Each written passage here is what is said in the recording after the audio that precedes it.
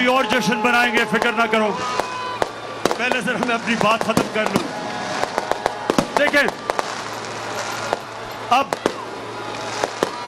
वैसे आज मैंने अपनी जिंदगी में सबसे बेहतरीन 14 अगस्त बनाया।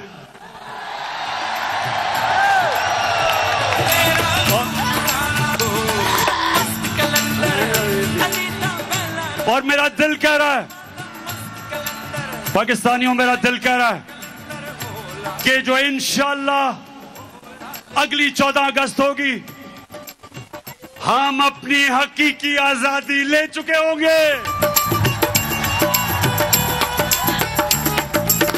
मावां नू बछड़ा